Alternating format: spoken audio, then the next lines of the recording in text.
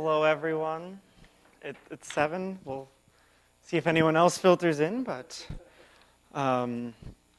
yes, as Father John James mentioned last week, he was going to get a guest speaker. That guest speaker is me. So just a quick introduction for those of you who don't know me. I think I've had a chance to talk to most of you, but usually I'm hiding in the control booth, which is running right now, but unmanned, so the camera's not going to be moving much tonight for anyone watching on the live stream. My name is Max Beekler. I am the Director of Evangelization and Communication here at the Cathedral, which means a lot of things. I wear many hats. I help with the marriage prep process. I help with the religious ed program. I help with this, with CREDO, with the young adult stuff, with the flock note, with the website, all of the many things. And I'm hearing my own echo.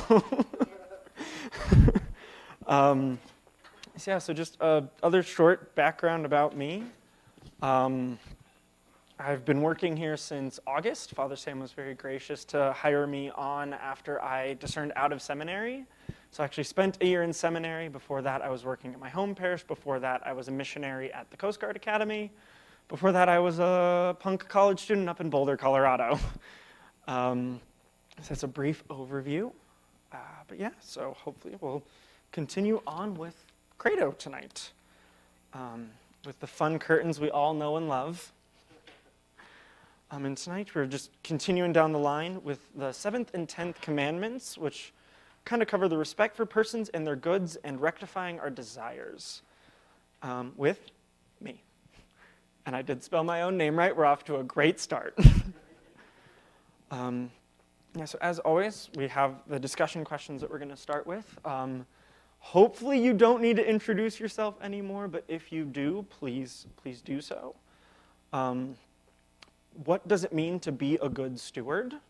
I know there's, Jesus mentioned several times throughout the Gospels, like being a good steward of different resources, of time, of all sorts of things. So what does that mean? What are ways you can serve with your time, talent, or treasure, or already do if you are doing those things already, but just kind of jumping off that good steward question. And then, does wealth have a purpose? And if so, what do you think that purpose is? Take, I guess, 10 minutes, and then we'll go from there.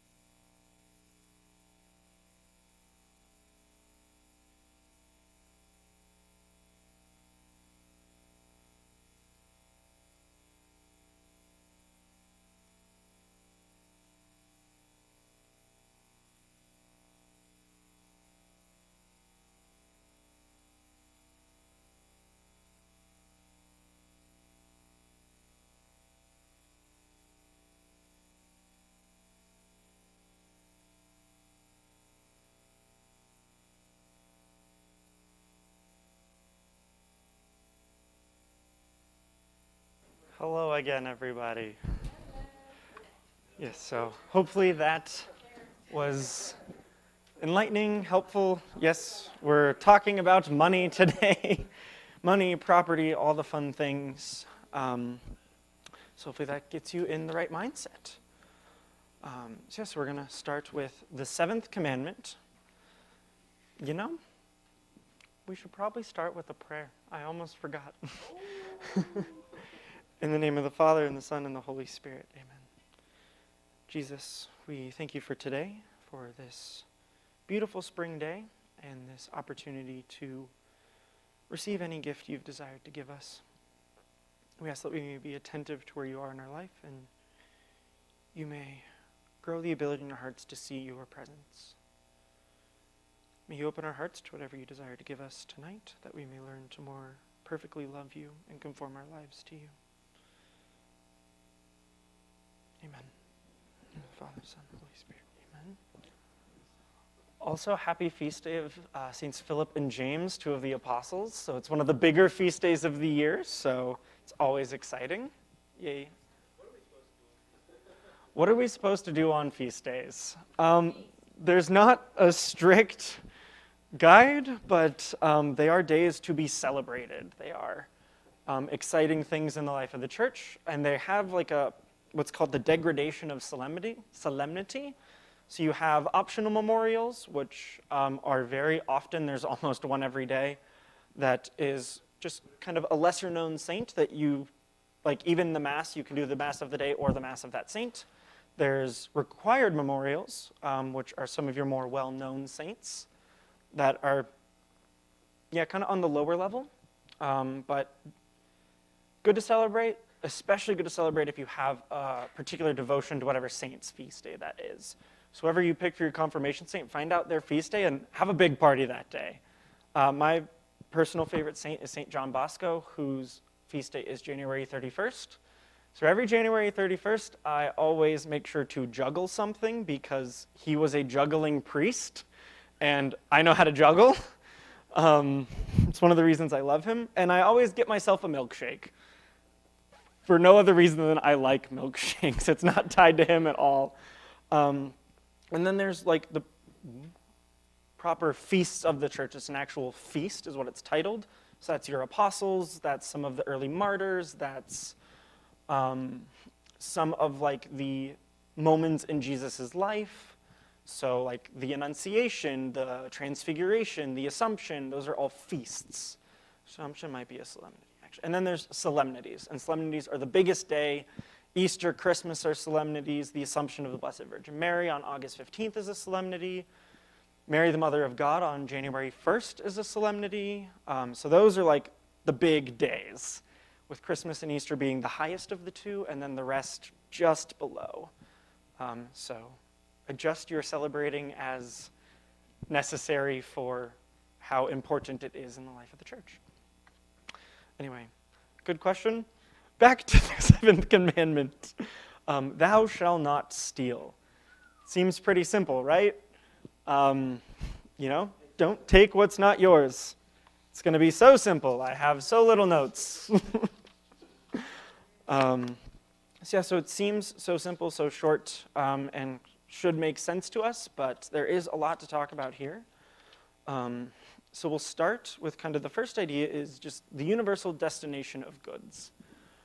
And where this kind of starts, at least, in this picture is actually of Adam and Eve in the garden with God. So that's paradise, that's the garden. And that is actually kind of where this idea starts. There is an expo marker in the Bible. That's weird. So in the first chapter of Genesis, it's verses 26 through 29. We hear, Then God said, Let us make man in our image, after our likeness, and let them have dominion over the fish of the sea, and over the birds of the air, and over the cattle, and over all the earth, and over every creeping thing that creeps upon the earth. So God created man in his own image. In the image of God he created him. Male and female he created them. And God blessed them, and God said to them, Be fruitful and multiply, and fill the earth and subdue it, and have dominion over the fish of the sea, and over the birds of the air, and and over every living thing that moves upon the earth. And God said, Behold, I have given you every plant yielding seed which is upon the face of all the earth, and every tree with seed in its fruit. You shall have them for food. So from the very beginning, God entrusted creation, all of creation, to us. He gave us dominion over the animals, the plants, the earth. So, yeah, the good of creation, their destination is the human race, for the good of the human race. So who is in charge of creation? You would think God, but it's actually us. It's always in participation with God. He still is the ultimate ruler, the ultimate king, the creator of all. But it is us who are in charge. He's placed them under the common stewardship of mankind. So what is the purpose of the goods we are given? And as the Catechism says, the goods of creation are destined for the whole human race. And now, I know Father Sam mentioned this, I forget exactly when, a few months ago probably at this point, the idea of the common good. Does anyone remember what we mean by common good? Shared resources and values. Shared resources and values is part of it. The definition given by the Church is the sum total of social conditions which allow people, either as groups or individuals, to reach their fulfillment more fully and more easily. So it's just always with this picture of the flourishing of humanity in mind, kind of goods at that aim. And it's for all of mankind. It's not just so this one person can flourish more, it's so that all can. So that is what the service of creation is meant for, is for that common good, that flourishing of all humankind. And so then that question comes up, is private property at odds of that? What does the Church have to say about private property? I know this is kind of a... There is a place for private property, but we're not in harmony with that because the way we have kind of divided resources is not in a way that's fair to people. The people who have abundance, who have not earned that abundance, and the people who are starving, who deserve better and have worked harder for what they're getting. Yes, so... I think that disparity in wealth is a product of the fall and sin. Yeah, so private property isn't completely at odds. And the way the Church talks about it is justly received private property isn't as odds to the original gift, that gift of creation to all of mankind.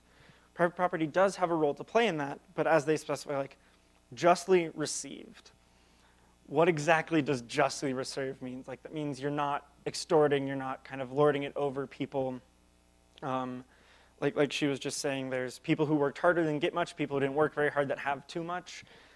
That probably isn't, there's not a lot of justice in that, but that doesn't mean private property itself is bad. And there's a quote from Gaudium et Spes, one of the documents of Vatican II, that says, in his use of things, man should regard the external goods he legitimately owns, not merely as exclusive to himself, but common to others also, in the sense that they can benefit others as well as himself. So your private property can benefit you, and should benefit you. You did work for it. You have the right to the fruit of your own labor. But you also have an obligation to those around you who have a greater need than you.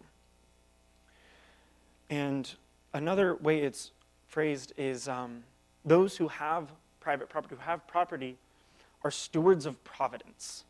They are stewards of that property under the providence of God, which means that God has a plan for all of this. He has the providence to care for all, so you are a steward and a partaker in that with the property that you have. You have an obligation to the greatest need around you. But there is actually a primacy given to the need of your own family. So you want to make your goods fruitful to others, whatever they may be, after your own needs are met, with a primacy given to the others, being your family. So if you are a parent, take care of your children before you take care of your neighbor. But then also take care of your neighbor. That's not an excuse to not take care of the neighbor, but to take care of your family first and then others after that. There's kind of like a right order to goods. And in all of this role, there is that obligation to the greatest need. So the more wealth you have, the more obligation there is to those who have less. And then there even is a role that a political authority plays. The church isn't against political authorities being messed up in all of this. They have a right to regulate the ownership of goods, of private property, for the common good, but they also have a duty. So they can't exercise that right too far because the duty is also to take care of the common good. So they have a right to have that authority. They have a right to regulate things, whatever they may be, however that looks, whatever levers may be in place to control that. But that's not just to control and to have more power and to keep things out of the hands of people, but it should always be at the service of the common good. That's what everything ties back to when you're talking about property in the eyes of the church. So yes, kind of the next part is just a respect for persons and their goods. So yes, thou shalt not steal definitely has this respect of others' goods, but it's always rooted in the respect of the person themselves. So there's kind of, in all economic matters, big, small, just you as a 15-year-old kid mowing your neighbor's lawn for $5, or you as the CEO of McDonald's with billions of dollars at your disposal, any kind of sort of economic engagement should include temperance, which is just kind of the good understanding of how much you should engage in something, to have temperance and moderation and prudence all kind of go hand in hand, to know how much to engage, when to kind of let go, when to step back, which ties into detachment, to not being so attached to your property, your goods, your wealth, that when the opportunity arises, you're unable to, to help, to give, because if you're too attached, you can't have that charity. Justice, always have that idea for justice. If you have that person who's been struggling and not paid well, or never made it, or is just scraping by, that's an injustice. So economic matters require a sense of justice to engage with these things. And then lastly, solidarity. And what solidarity is working for the common good by working for justice and peace. So always kind of with those two in mind, and it's a coming together of all parties involved in solidarity, it's kind of where that idea comes from, to work towards this common goal, this common good of mankind. So now the next question is, well, thou shalt not steal, which implies theft. And most of us probably have like a gut reaction of what theft is, but it actually does have a definition. So what is theft? And theft is the usurping of another's property against the reasonable will of the owner. So what is not theft? So it's not theft if there's an agreement made. So I am not stealing from you if say, hey, I'll give you $1 for your water bottle, and you agree to that. That's not theft, even if your water bottle's worth more than $1, but there's that consent there.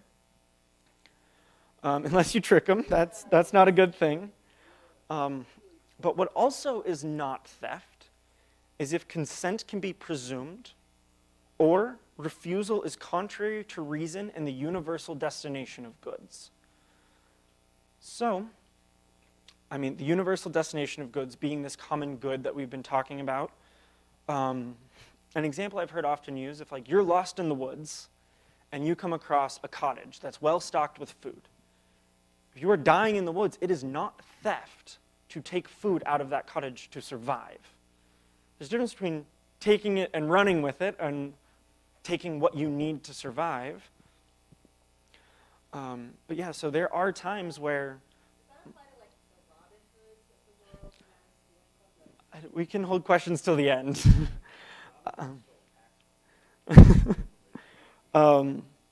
Yeah, but there are situations that might arise.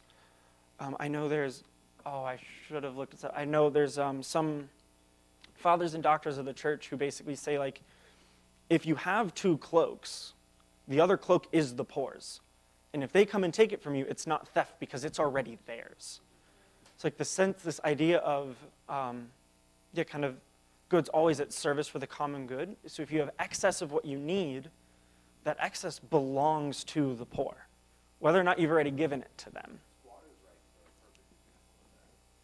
I'm not very familiar, but squatters' rights, apparently.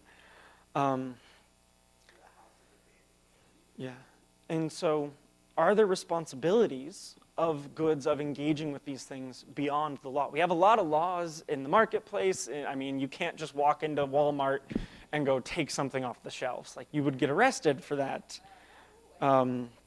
There's things that may or may not make a contract legally binding. So there is a law in place among these different things, but is there a responsibility beyond that law in place, whatever that local law might be? And the answer is actually yes, there is. So even if something is legal, if you're abusing goods against justice, it's always wrong. So okay, a good example is fraud. Okay, that's kind of illegal. Bad example, never mind. But unjust wages. And an unjust wage is just a just wage is described as a wage that is adequate to provide for the needs of the person and their family, for a reasonable standard of living. So to afford housing and food and just kind of your basic needs. To actually not provide an unjust wage or a just wage is immoral. Even if the other person agrees to it, even if it's legal, it's unjust to not give them their due for their work. Taking advantage of people that, they might be consenting, you might have tricked them, but even if they consented, it's legal, that's still unjust to take advantage of someone in that way, because that is a sin against the justice due them, the charity due them. And just it kind of goes beyond that of, any willful damage of another's property that's not yours, a manipulation of goods for personal gain, insider trading, just kind of price gouging, just knowing that you're doing something shady that will hurt the person receiving the good and you'll get more money out of it, that's always wrong. Any form of corruption, forgery, tax evasion. Yes, although taxes are not fun to pay, it is actually just that we pay them because the political reality has a role to play in the common good, in just the social situation that we live in. Beyond that, so there are legal and unjust things. There are just and illegal things. But if something is both just and legal, whether it be a contract or a promise, that should always be honored. And it's actually what holds societies together. Like, social and economic life has to be agreed to. Like, there has to be a contract in place or nothing's ever going to get done, nothing's ever going to happen. I mean, even as simple of like, I'll give you 3 sheep if you dig my well, that's a form of contract, that's a form of promise. And those should always be honored to the best of your ability. I mean, even in the gospel, Jesus says, like, don't promise on the heavens because they're above you, don't promise on the earth because they're below you, don't promise on even your own self because you can't control when your hair will turn gray or fall out. That's a lot of paraphrasing. And he says, let your yes mean yes and your no mean no. So if you agree to something, justice demands that you follow through if it's, like, if everything about it checks out. If someone's taking advantage of you, that's a different story. But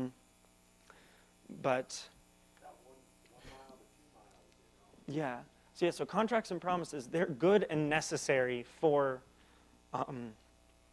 just the working of a society, for people getting along, for things happening.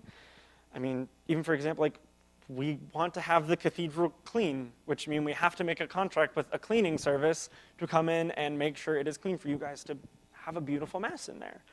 So it's just kind of the normal way we engage on these things. And in this kind of discussion, there's 3 different kind of types of justice that can be discussed.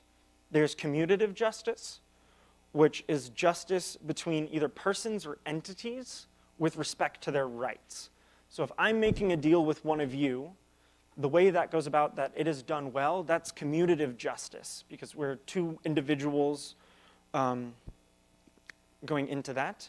That involves like property rights, fulfilling your obligations, paying your debts. That kind of all falls under commutative justice. And anytime there's an injustice in there, that needs to be repaid. There needs to be a remuneration is what it's called. So like if I break your door, how I broke your door, I don't know, but when you're a juggler, weird things happen, especially when you bring out the knives. It gets crazy. But if I break your door, commutative justice demands that I replace the door. It was my fault, I broke it. I have done you an injustice by breaking your property. To repair that justice, I need to be the one to fix it. If I take money from you for whatever reason, like I owe my dad money for helping me with school, justice demands I repay him. We can hold questions till later. Remember it, don't forget it. Then there's also legal justice. Legal justice is what the citizens owe the community. There might be something that you owe the state or the federal government or even just your local homeowners association or whatever. So any kind of injustice or agreement there falls under the idea of legal justice. And then there's distributive justice, which is what the community owes the individual. So distributive justice, that would kind of fall under the stuff like firefighting services, police officers, safety, roads. So the potholes on your road is a fault against distributive justice. That is a distributive injustice that we have potholes. I don't know if it's that extreme, but it's a funny example. So there's kind of all these different terms, and they all fall under this justice that is required when dealing with the goods of creation. This is kind of a funny aside, but with all this in mind, can you gamble? Is gambling morally permissible? Easy money, someone just said. Some people are shaking their head no.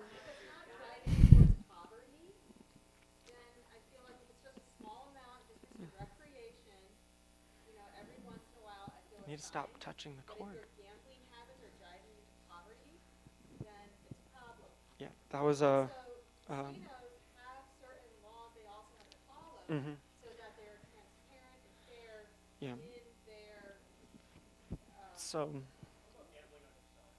what do you mean by gambling on yourself? Like, I'm going to take a chance on myself. Like, you know what I'm saying? It's supposed to, like, gambling money, like at blackjack, something like that. It's like, I'm going to take a big risk here that might not pay off. I'm not sure. Gambling is permissible, and she summed it up very, very well. Gambling is permissible when it's not depriving you of what is necessary. If that starts to happen, if your addiction gets out of control, if you start taking money out of your child's college fund, if you can't pay your rent because of your gambling habit, get that next big score, that's immoral. But if it's, okay, I've got $100 budgeted each month for entertainment, I'm going to go play some blackjack. Oh, I lost it all. I planned on that. There's nothing wrong with that. It can be a form of entertainment. When it comes to gambling, addiction is real. Be aware of yourself if you have a tendency towards that. Maybe you personally shouldn't gamble at all. It might be moral, but it might not be temperate. It might not be prudent. Like I said, all those economic matters require those 4 things. And unless it's over, I don't know, like a game of Monopoly with no stakes, it's always grave matter to cheat. Even if you get more wealth out of it, it's still grave matter, which means it is one of the requirements of a mortal sin that would need to be taken to confession. If it's insignificant, it's not grave matter. Still a sin. Still go to confession for it. You shouldn't be cheating your child at Monopoly. That's just mean.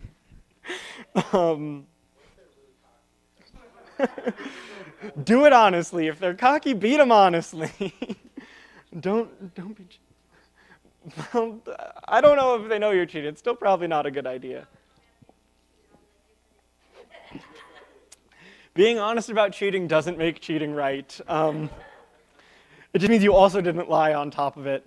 And then kind of another just common thing that's shown up all throughout history, unfortunately, is just that idea of slavery, which is always wrong for any reason. It is never okay. It's an affront against human dignity.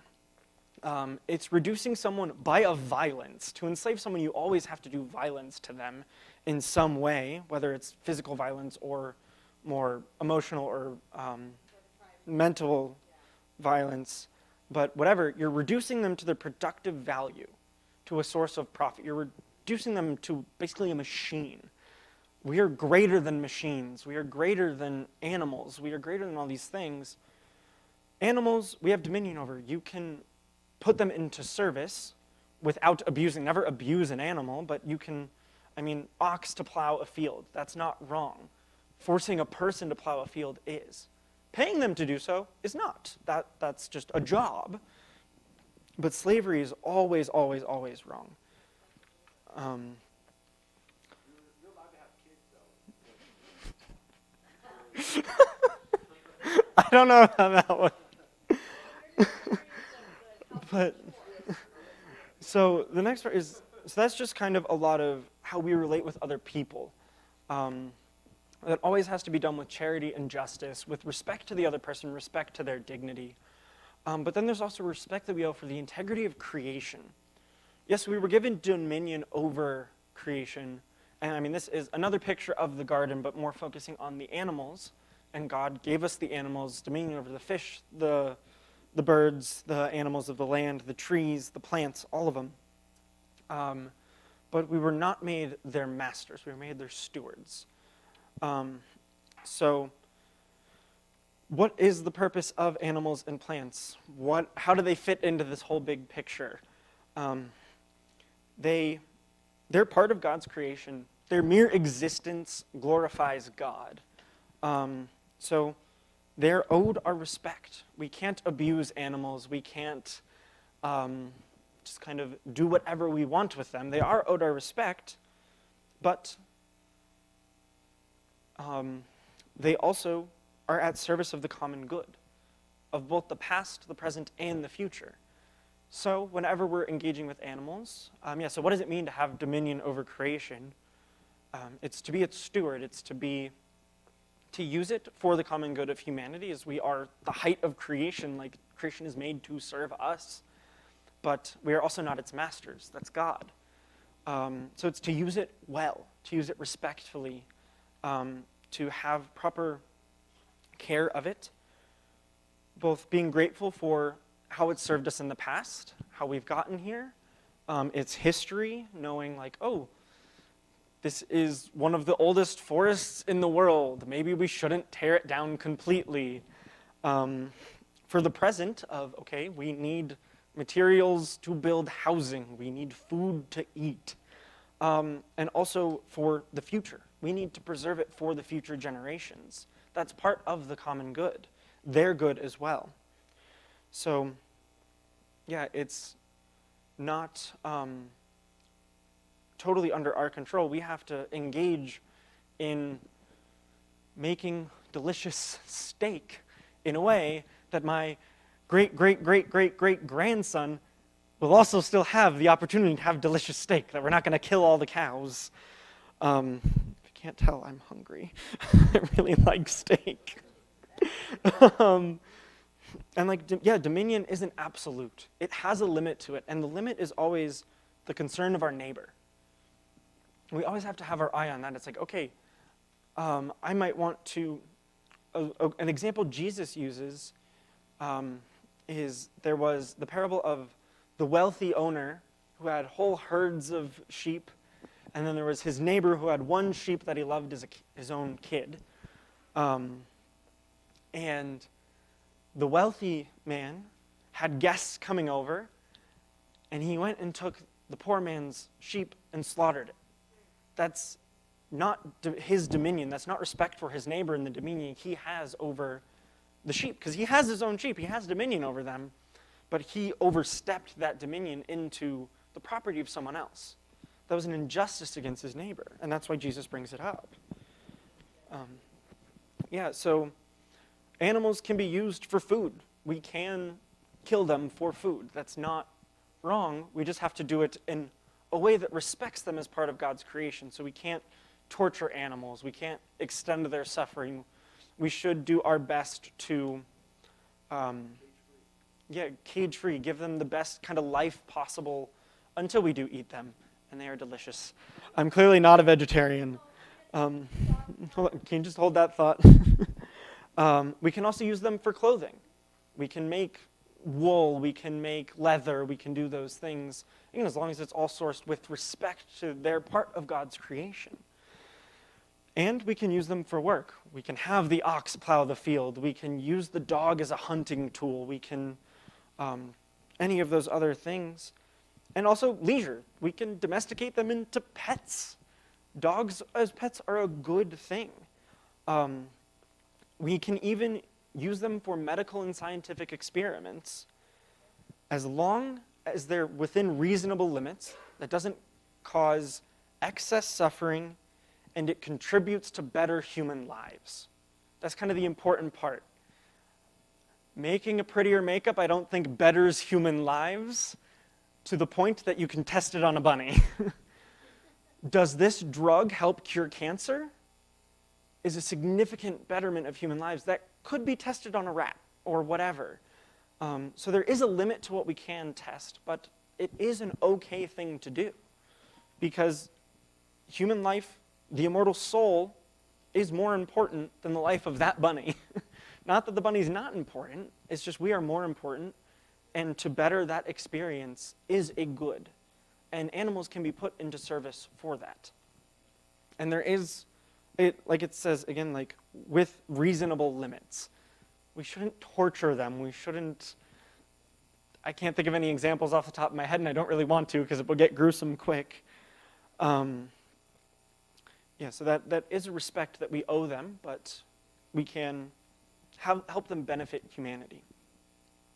And we can love animals. We can have pets. You can love your dog. You can love your cat. I don't know if you have a pet bear for some reason. You can love the bear. Get a good bear hug. But one should not direct to them the affection only due persons. Your dog cannot love you. Love is an act of the will. Animals do not have a will. They can have affection for you. They can like you. Your dog cannot love you. They can never give you what another person can. There's a uniqueness to the relationship of people that cannot be found anywhere else, and kind of seeking for that in an animal is an injustice to yourself.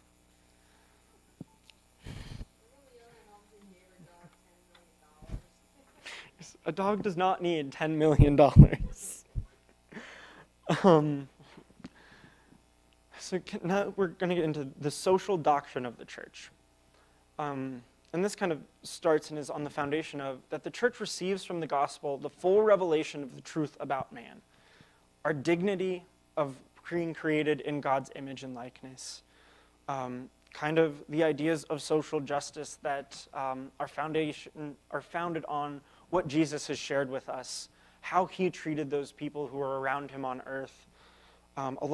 That's kind of where all these teachings come from. They've just taken on a new life in the modern world as modernity has become more and more complicated, more and more interconnected.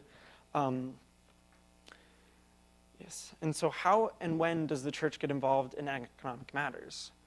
And it only makes moral judgment on economic and social matters when the fundamental rights of the person or the salvation of souls requires it. So the church doesn't really care what system we use for our economics, for our governments, as long as basic human rights and the salvation of souls is not being endangered. When that starts happening, it will step in and it will say, no, don't do that. It will condemn certain things, and it has come out and condemned things. But it doesn't prescribe like, oh, you must do it this way. It's just, you need these principles. However you can fit them doesn't matter.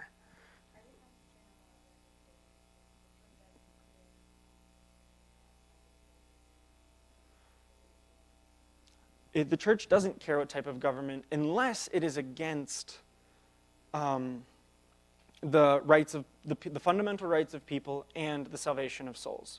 The church is engaged with democracies, with monarchies, with oligarchies, with authoritarians, with all sorts of different things. But there are certain forms of government, certain forms of political schemes that are founded on an idea of like breaking human rights, of denying the salvation of souls, of those things. And in those cases, the church has come out and condemned it, which is why the question of socialism, communism, and capitalism all come up.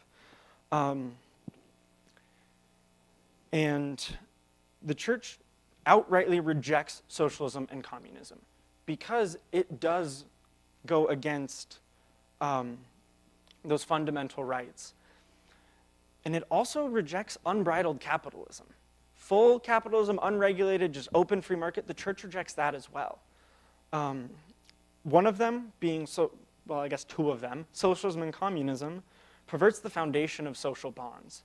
It takes the connection we have away and like outsources it to this big nameless whatever, amorphous blob. And the other fails social justice.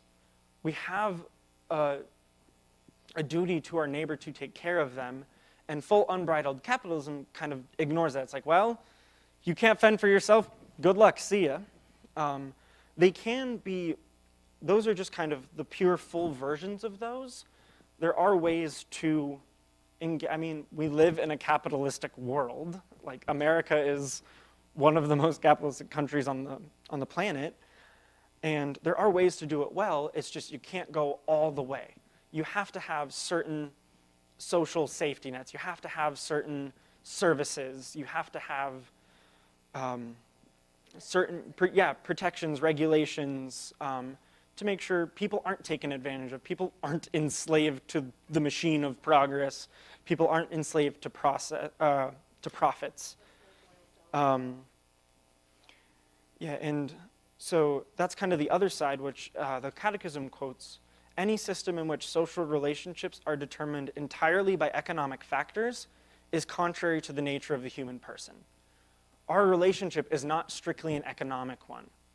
Even someone you bring in to do a job, like, a plumber, the relationship you have with them is not strictly economic. It largely is in that case because they're there to do a service for you, but they are still a person with a dignity engaging in your life. And so anything that puts profits above the ultimate, or as the ultimate end above humanity is always morally unacceptable. There has to be this eye on the dignity of the person, on humanity, on the common good that can get lost. And any system that upholds that just hierarchy of like dignity first, the common good, helping your neighbor, and then kind of profits as like a service to those things, is commended by the church, is recommended, is praised. So we haven't found a perfect system yet, and there are ways to adapt all of kind of these ideas of the church into what we have, and there might be a better way to do it, and there's certainly worse ways to do it. We're working on it. We're still messed up humans, but we're doing our best. And the church is trying to guide in, like, okay, this is what a just wage means, and this should be upheld. That the main kind of proponent of the common good is charity. And charity can't be forced, which is kind of those two opposite ends of the spectrum, is like outsourcing charity or outsourcing humanity are kind of the two extremes of the current economic ideals. And so I've kind of danced around this, maybe said it already, but like the economic life whatever that means, is meant to be ordered towards the service of persons and the common good. So we're always serving each other. We're always serving the other people and lifting up humanity as a whole. Which means to do that, economic life requires work. You have to go do work. I'm currently doing it. This is my job. And in work, it's a duty. We have a duty to work. God told us, keep and till the garden. That is a job. That is a work that we need to do. But it also honors the Creator. God gave us these talents, these abilities to partake in the act of creating through our skills, through whatever talents he has given to us, and to exercise them is to honor him. For the artist to paint a beautiful painting, yes, it's a work, but it also honors God with the talent he was given. For even the manual laborer who just assembles wind-up toys can honor God by doing that excellently. It's still engaging in that act of creation, the talent he has given us to create. You can always do that well. There was a lovely story that I remember. Well, lovely is a word for it. There's a man, his name is Father Walter Chizek. He was a Jesuit priest during the Cold War.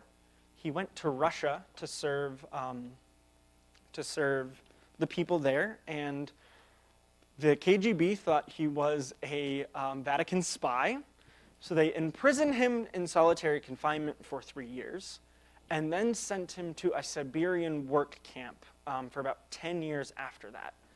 I might have got the dates a little bit wrong. I forget exactly how long he was in the work camp. But while he was there, the work he was being forced to do unjustly, it was unjust that he was in this work camp, he still did to the best of his ability, excellently. And all the prisoners with him were like, why would you do that? Aren't you just aiding this? And it's like, well, maybe there's nothing I can really do about it, but work is a good. And doing work excellently honors God, even if it's horrible conditions, even if you're being forced to do it. The injustice was not on him. It was on his captors. It was on his imprisoners. It was their fault, not his. So he made the best of a bad situation and chose to honor God by still doing the work before him well. And it can even be a path to sanctification. That doesn't mean you can earn your path to heaven. That doesn't mean you can earn God's grace.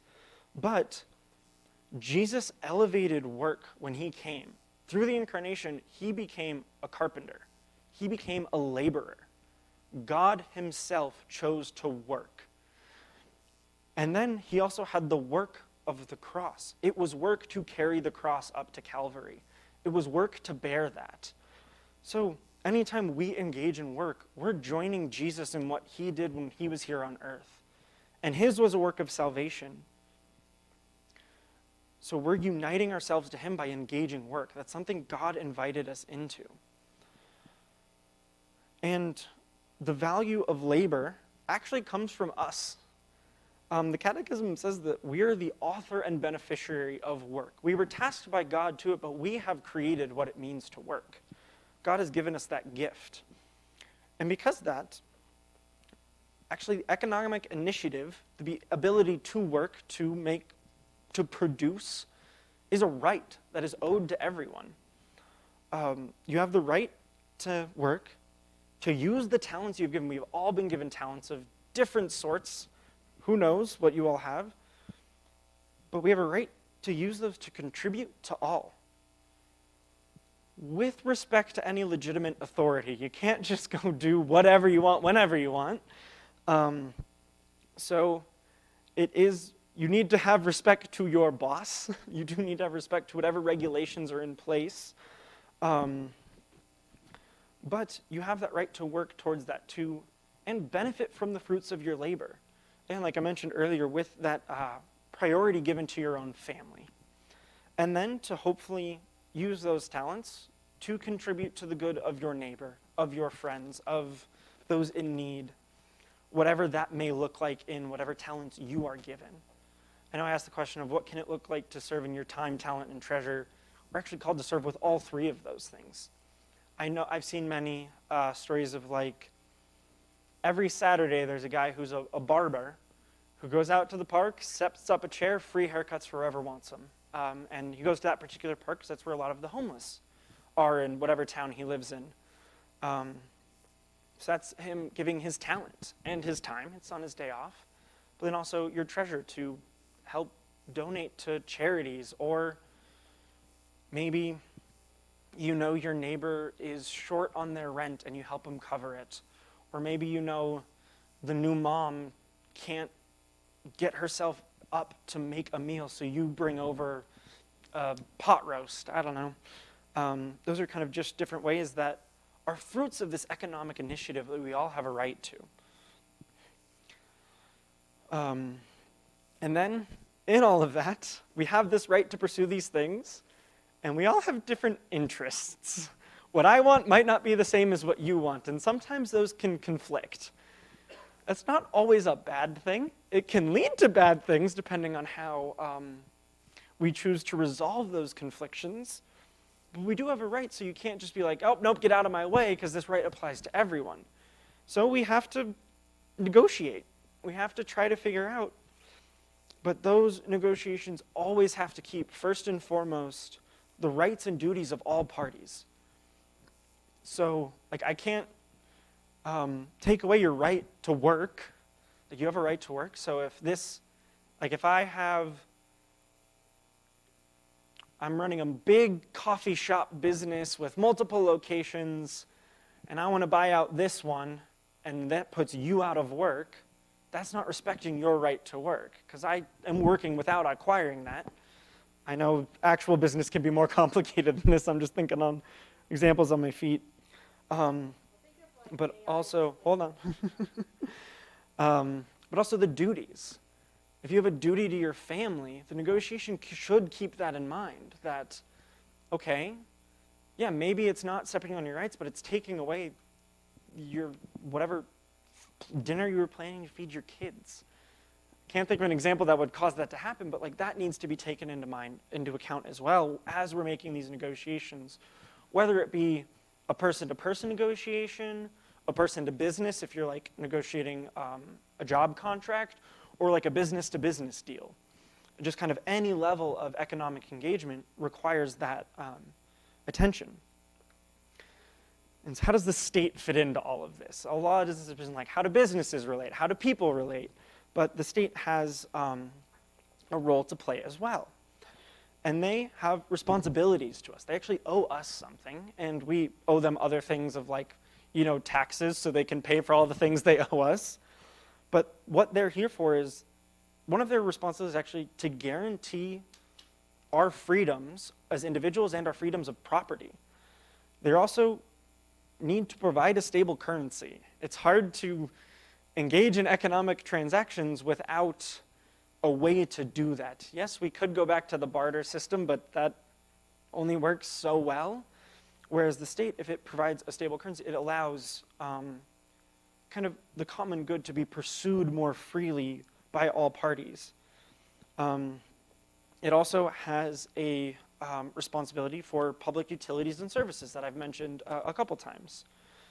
And lastly, it's to safeguard human rights in the economic world. That's one of its responsibilities, but actually, the individual is the primary holder of that responsibility, but the state helps. So that's just kind of a joint effort to make sure we're not taking advantage of people. So if you're making a business deal, you have a responsibility that the state will probably back up through regulation of some kind to pay a just wage, child labor laws, to not take advantage of kids. That's kind of examples of those protections. And so what about profit? How does profit fit in? Is profit bad? Actually, no. The Catechism says profits are necessary. It is a necessary part of this kind of economic structure that we're dealing with. Why are they necessary? That's because the profits are what ensure the continuation of these enterprises and employment that work towards the common good. You need profits for a business to stay open, to keep paying your paycheck so you can keep feeding your family. You need profits for these things to stay around, so those same opportunities, those same rights and protections will be there for my kids, for my grandkids, for my great-grandkids, that these things will continue. But there's also an obligation of whoever's managing these things to consider the good of the perfect persons. And that always, always, always comes before profit. So profit is necessary, but it's like 3 or 4 on the totem pole of priorities. And then kind of in that responsibility of what profits are for, a just wage is due. And we talked about that already. A just wage is what needs to be able to provide a dignified livelihood for oneself and their family. Agreement on a wage is not enough to morally justify it. So just because someone says, yes, I'll work for that, $2 an hour, that doesn't mean you are given a free pass just because they agreed. As whoever is making the decisions of the wage, you have an obligation to pay a just wage. To withhold one is a grave injustice on the other person. It is stealing from them. It is a type of theft because they are owed that out of justice, out of dignity, out of charity. And kind of in that same line, and this idea of like work as a duty and an honoring, and we have this right to economic initiative, unemployment is actually a wound against human dignity. It is good to work. We were made to work. And so it's a wound to human dignity, and also it can put whoever unemployed, it can put their family at risk, which they have a responsibility to, which the common good has an obligation of justice and charity to. So how does this go beyond the persons to nations as a whole? They're engaged in all of this as well.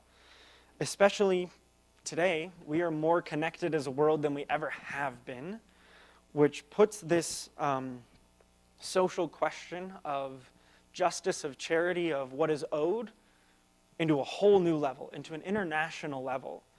And so nations have a responsibility as well, not just to their own people, but to the world. They need to work together. The common good is common. There's not the American good, and the German good, and the French good, and the Chinese good, and the Japanese good, and the Nigerian good. There's the common good. And it has its places in all of those societies, but it is common to all of mankind. So they have to work together. And they should have a strong focus on undoing any injustice that has been done in the world in history that's preventing a less advanced country from developing. Bringing up the lowest countries brings up all of humanity. Like, we all benefit as the world becomes more prosperous, more free, more fully fulfilled. Feels redundant. Fully fulfilled. We're rolling with it. And so they have, it's this rooted in solidarity and charity. That's where this responsibility comes from, of like the solidarity. We are all in it together. We're all working together towards this end of humanity. And to be charitable, to choose to put the other person first, to love them because they have dignity, because they are worth loving. That's where this responsibility that these nations have. They have this responsibility to help less developed country develop, to especially to share any resources, especially if they were ill-gotten. If we took advantage of a different country to get this resource, it is a necessity of justice to share that with those countries again, because it was stolen from them, whoever it may be. And that is applicable to everyone. It's a grave moral responsibility that developed nations have. Like, you should not be stealing from less developed nations. You should be helping them get to the same level, to engage in these things that we are all benefiting from. And there's a good to direct aid, especially like if there's a natural disaster or some other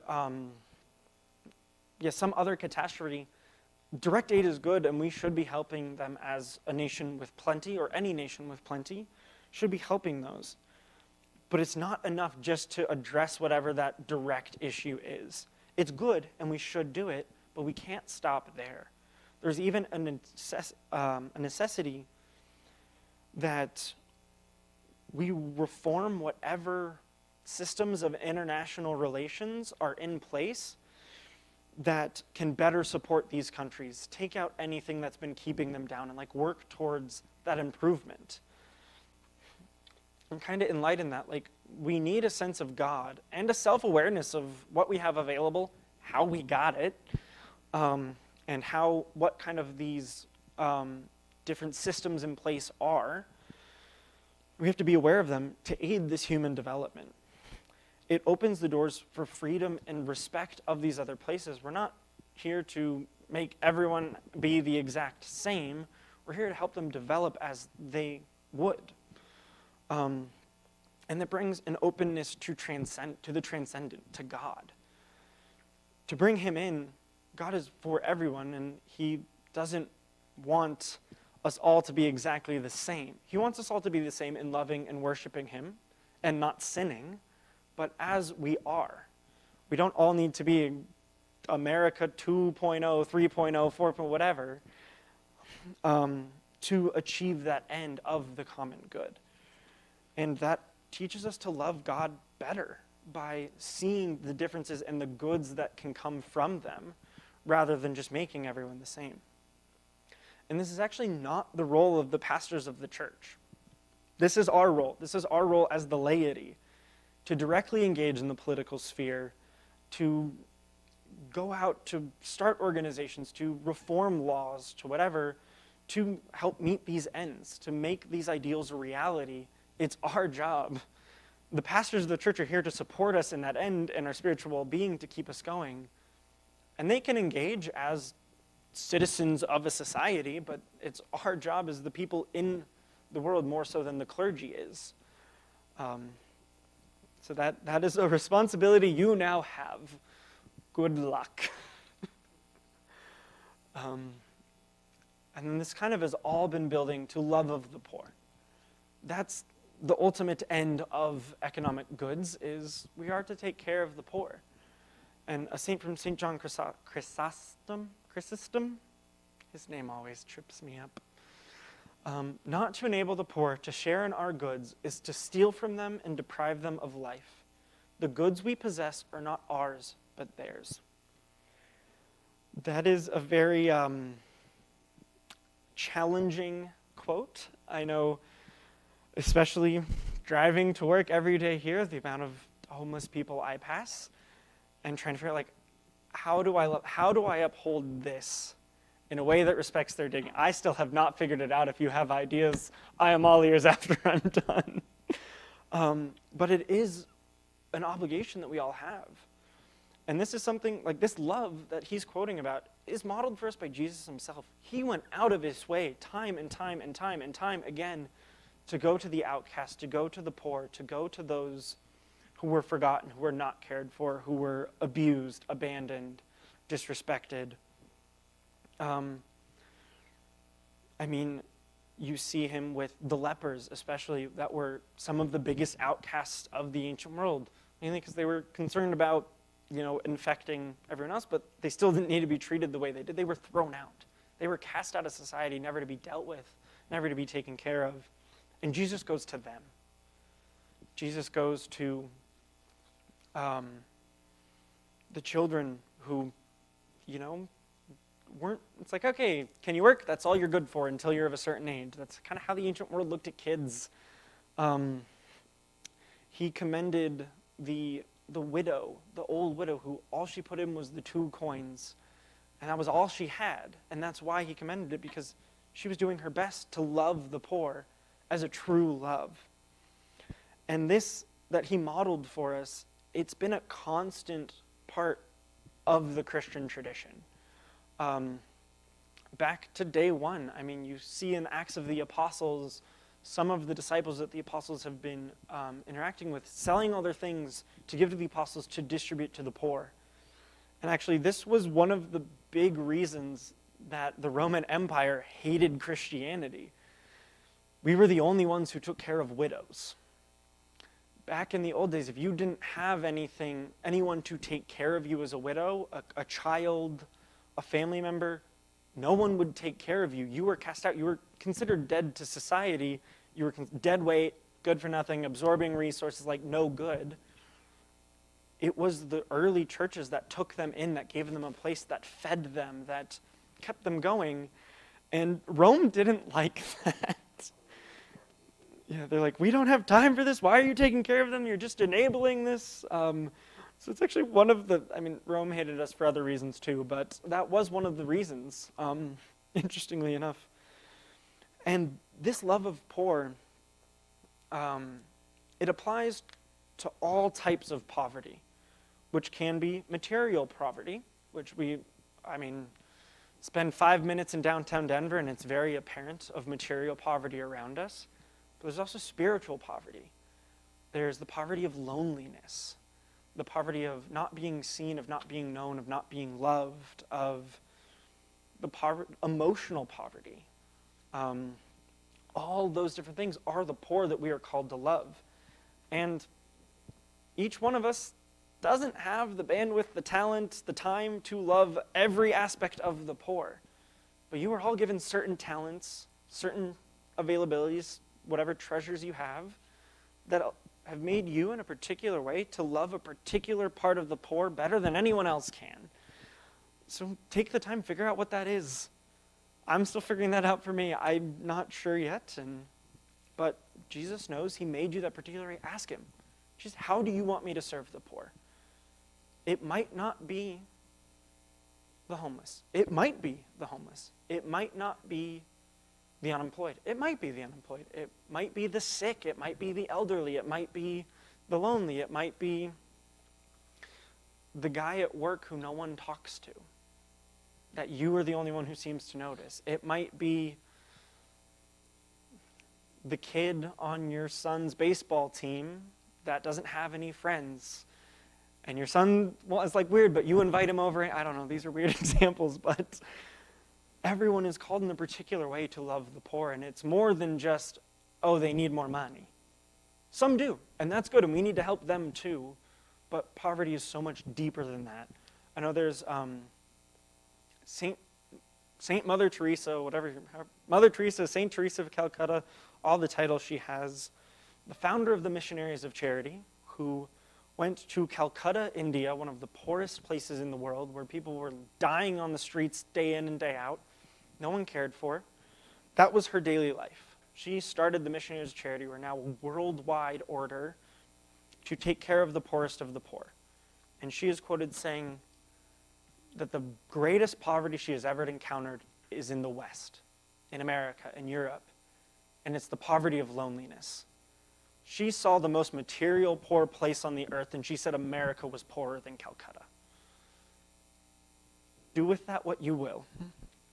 It's very sad to see sometimes.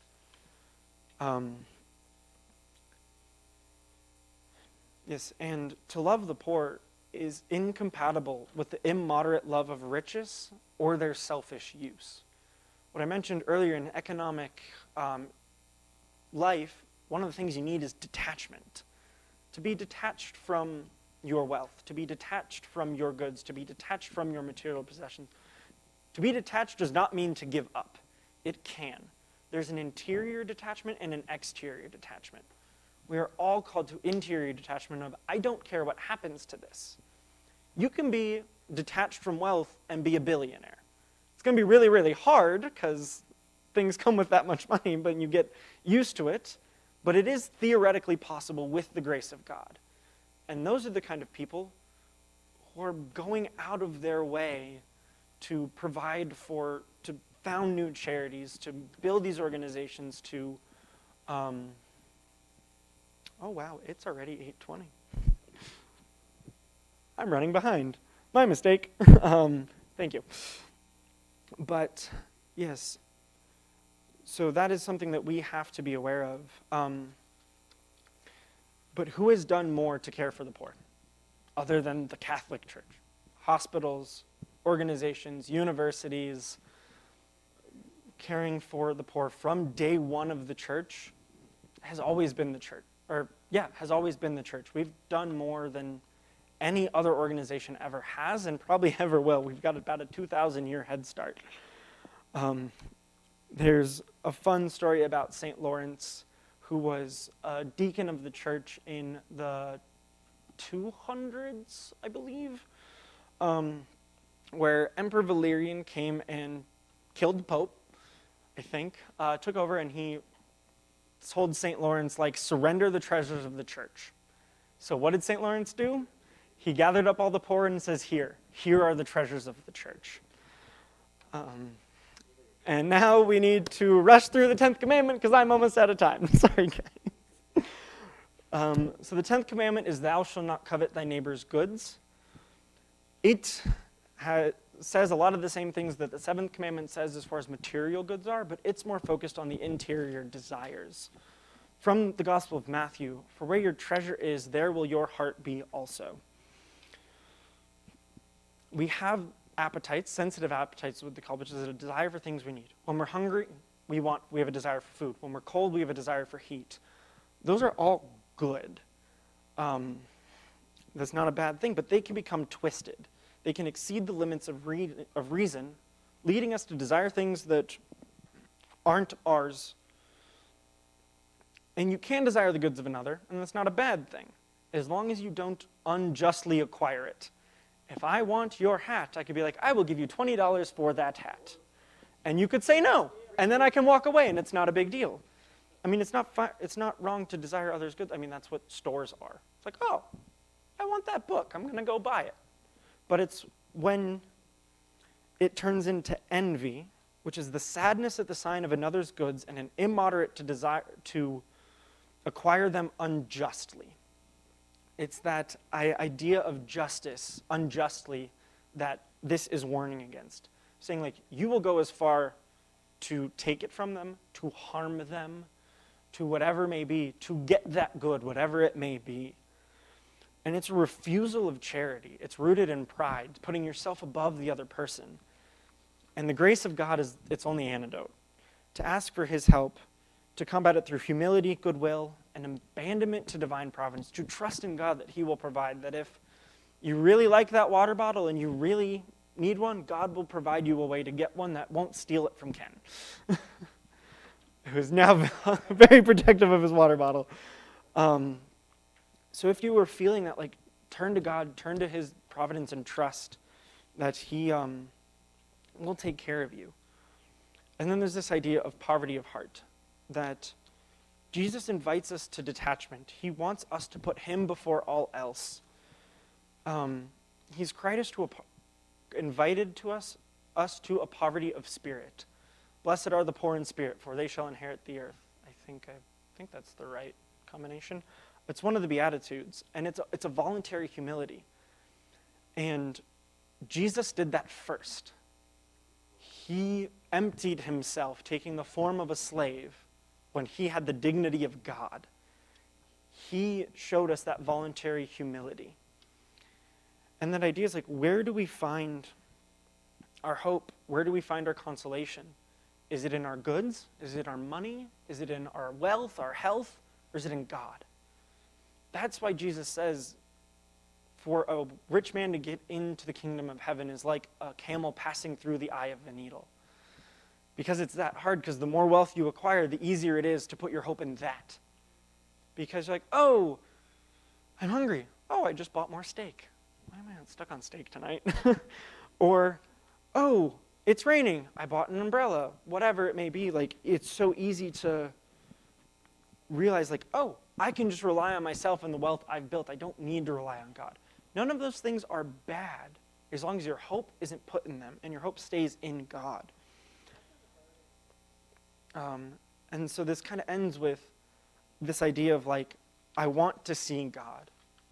What does that mean? What does it mean to see?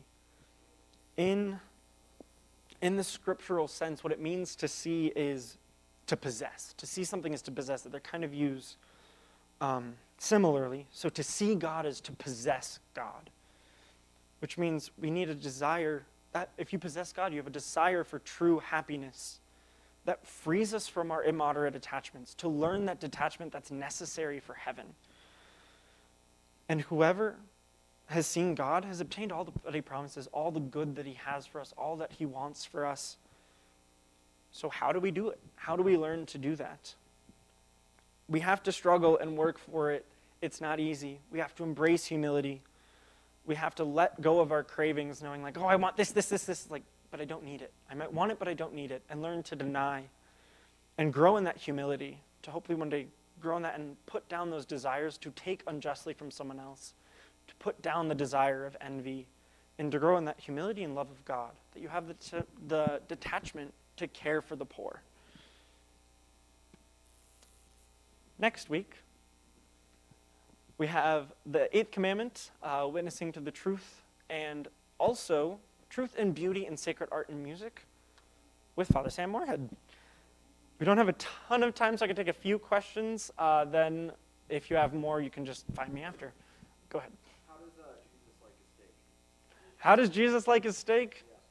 Well done, my good and faithful servant. I have. Oh my goodness. Well done and good, my good and faithful.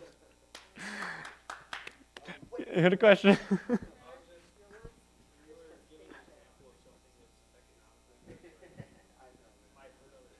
Mm-hmm.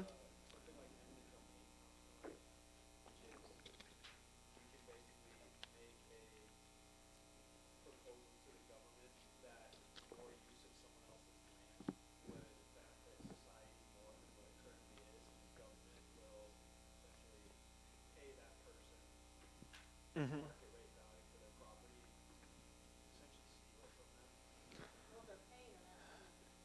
I mean, so there is that idea of the common good, but for it to be like truly at service to the common good, it can't be done unjustly. So, I mean, there is an attempt in that to not be with the payment, but forceful payment is still forceful. So it's, I'm not familiar with this, so I don't necessarily have a clear answer, but yeah. Oh, thank you. Thank you for an example. There's places that have water rights that go back Mm-hmm. for like over a century, and they're denying other people in that same watershed access to drinking water. Mm-hmm. Yeah, so it is, like I said, like it is, common good is common. We are all in this together, and we have to kind of, it's never going to be perfect.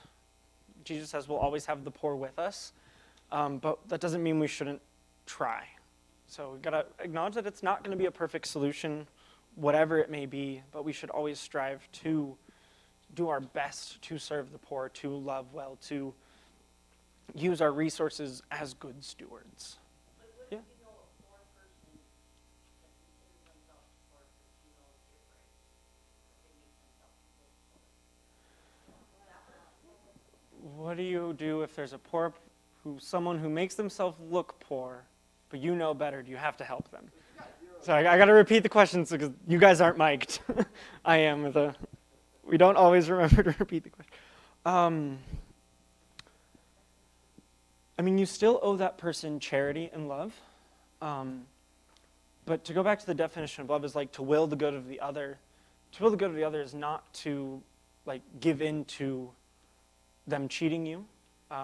You have dignity as well. So there is an act of love that is due them, an act of charity that is due everyone. What that specifically looks like is just, it's so case by case, it's so specific between you and the other side, so I can't give a great answer there. And this might not perfectly fit, but I remember a story of a priest who would kind of, if anyone ever asked for help, for whatever reason, he would always give them $5. Just $5 cash, right on the spot. Homeless person, $5. Person in the parish, $5. And when someone asked about it, when he was like helping a homeless person, it's like, Father, why are you giving him money? Don't you know what he's going to do with that? Like he's just going to go do whatever, go buy drugs, go buy alcohol. And the priest's response was, what I do with my money is between me and God. What he does with his money is between him and God. That doesn't mean you should go give all your money to every person you see, like there is a a prudence and a temperance necessary, but any act of love given to another out of charity, out of respect for their dignity, is always good. If they choose to abuse that, that is not on you, that's on them. That's their fault. So you just have to figure out how to best love them, and if they take advantage of them, you can, just out of love of yourself, not be taken advantage of and like back away, but charity given is always a good thing if done properly. That kind of...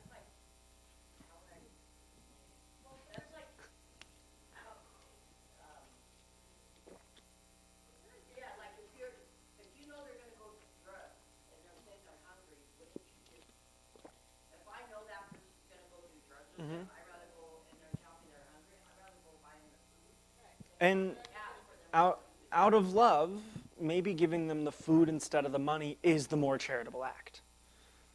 An example, I think charity or men of Yeah. church Okay. ask for donations and then spend it on themselves. Mm-hmm. To me, that is stealing, but It is. Depending on the specifics, but mostly yes. Any other questions? Yeah? So, how does the church's position on usury? I am not 100% familiar. Maybe we can talk a little bit after we finish everything. They just put it under, what is it, like this, any, like many social doctrines can work, like different economic systems. I mean, that'd be my guess. We can talk later. I'm not 100% sure. Any other big questions before we wrap up?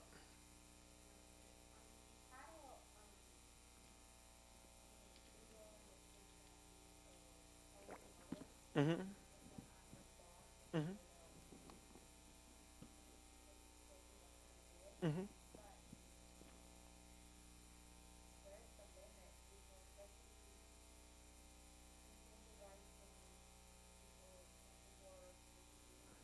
Yeah. Yeah, where's the limit of...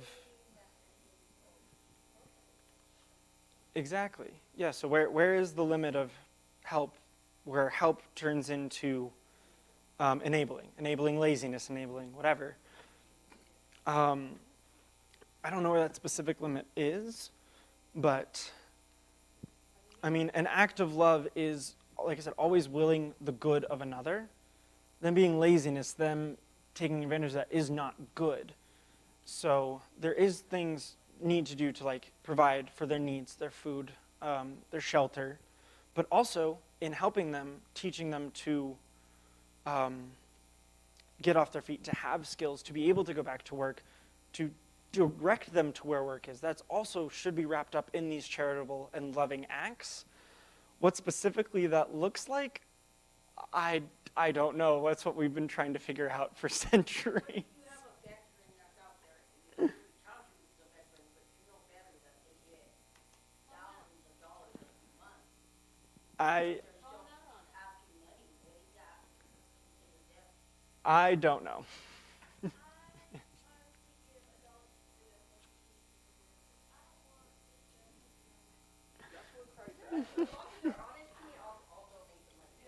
All right, do we have any more questions?